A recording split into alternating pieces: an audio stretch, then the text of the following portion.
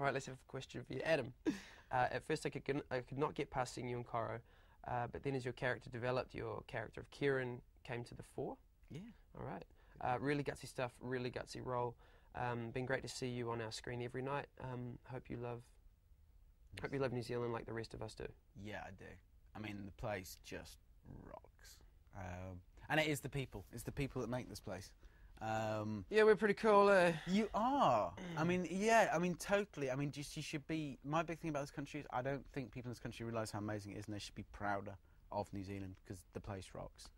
Even if the French win at rugby, scumbags. But I hate them as much as you do, so don't worry about that. Hi, Johnny. I'm intrigued by the idea of your documentary. I think it's a great idea, as you always hear of negative characters on a show being treated negatively by the public. Well, to start with, any actor who goes on a show like this, they get a whole bunch of well, not flack, but there's a responsibility. You know, you go to the dairy and somebody just wants to say hi or get a quick autograph, and say you're having a miserable day and you just want to get your milk and bread and go home and feel sorry for yourself.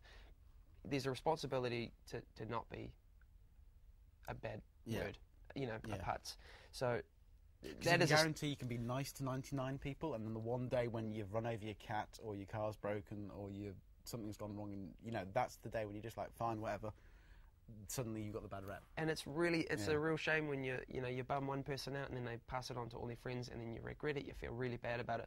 So that was kind of the basis for doing the documentary, because years ago when I first started on the show, I had a bit of a flip out and I was really uncomfortable with people judging you before they got a chance to know you. So when this came around and I figured I was going to be hated by the nation, I figured I'd better start shooting as an insurance policy so that people would understand that I'm not a bad person and all that jazz. He's actually a very nice gentleman. That's what you think. Yeah. But we'll all see it in the doco. Actually, saying that, do you often get people on the street mistaking you for your character? Because our names are so close together, I get called Joey every day. But that's cool. That's fine. But no, I don't get mistaken for the character. No, nobody runs away screaming or anything. He's dead. Yes. Can't underestimate the intelligence of the New Zealand audience. Love you guys. Adam, where's our next question? Hey, guys. Boom, hey guys. Just wanted to say you both have done such a great job on some tough storylines. Does it take an emotional toll afterwards? You're tired. I mean, you are. I mean, you're physically tired because I mean, it's when you do soap, it is an intense filming schedule. They start filming at 7:15 in the morning and finish at 6:30 at night. So especially when you are, like Johnny for the last few months, when you kind of the primary storyline of the day, you are filming every hour God sends. So physically it's tiring, and mentally and emotionally, it's tiring. But I actually find it gives such a buzz. That's why we do it. There's two sides to that. Yeah. I mean, it's cool. It's tricky having to flick it on, flick it off and on all the time. But at the same time, in your everyday routine life, you don't get to go and just scream in someone's face for half an hour and get away with it. Yeah. So that's kind of the payoff. Yeah. And by the way, would you ever go back to Coro? Never say never, but no. Rubbish. Yeah, I mean, having done Shorty, I don't think I could go back to Corrie because I know lots of people like Corrie, but I actually prefer Shorty. So, there you go. Right, my turn. Oh my God! OMG, LOL. Yeah, you two are the hottest guys. You two are like totally the hottest guys on the show, especially you, Johnny, right? And the most talented. And I'm going to miss so much, Johnny, because you make Shortland Street exciting. Adam, you have the cutest smile ever. Johnny, what is the funniest fan experience you ever had, and would you consider doing an Outrageous Fortune or any other show? Of course I would want to do Outrageous Fortune. That show effing rules. I'd love to be able to swear like that on a TV show. Do I have the cutest smile ever? No, that was yours. The funniest fan experience. Funniest fan experience. It was probably with my family, actually. I hadn't seen a lot of my family for a long time because I was pretty intense on shooting for a while. And I caught up with all my cousins, and they were all looking at me sideways for a while and sort of like, I thought I knew you. I'm like, yeah, let it go. That's the weird thing, is because, when especially with like the storyline you had, because it is so dark and so intense, and you've got to bring parts of yourself to it to make the audience believe it. Yeah. People who know you would have been like that. Yeah, so that's what you were thinking when we had a row. See, my sister called me last night, bawling her eyes out, because, she's family. She was really upset about the whole, me dying and stuff. But in the same sentence, she called me a really nasty word. You're a little, you're a little prick. But that was beautiful. That was amazing. So, yeah. Thought I knew myself. Adam, I love your work on Shortland Street. The show has certainly gotten better since the two of you arrived. Do you have any other hobbies besides acting and music? What do you do in your spare time? For example, do you play any sport? Do you know, I'm a bit of a country bumpkin. I kind of did the whole, going out to celebrity bars and stuff when I was first in the business, and kind of got over it. So now I do kind of just do things like, go to the beach with my dog, Rufus. Lovely. If you're watching, love you, buddy. It's clever. You can use the mouse and everything.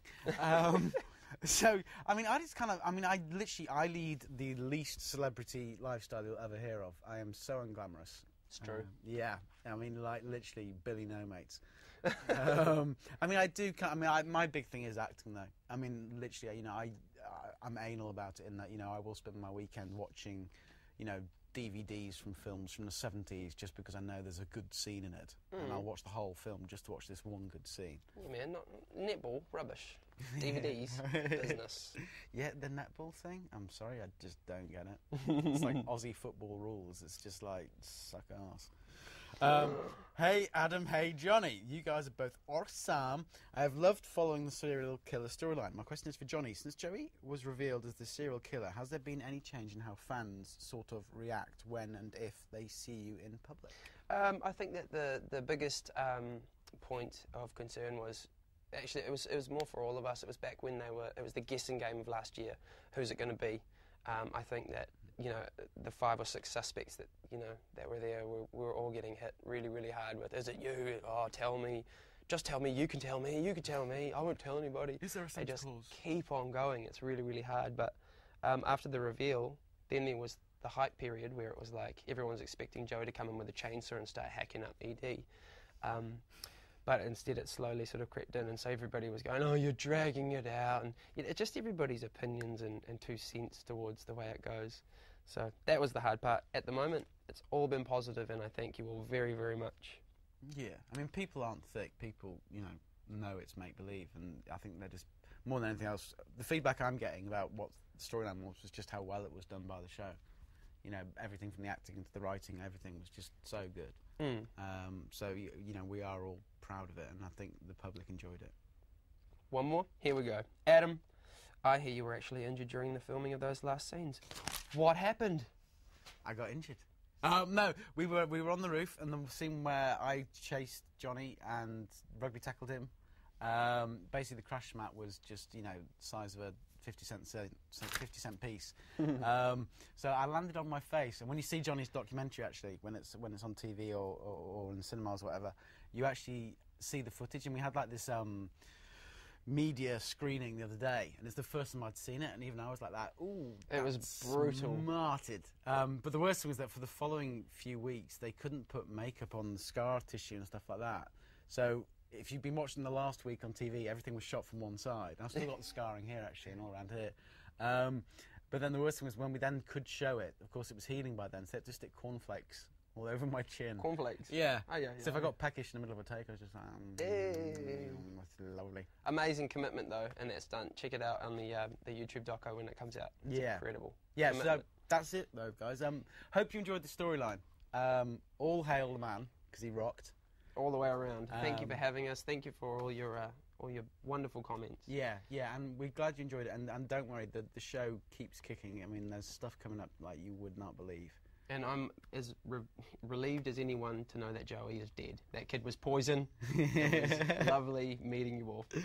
Yes, don't kill your pets. That's the moral of the story. See you, everyone. Peace.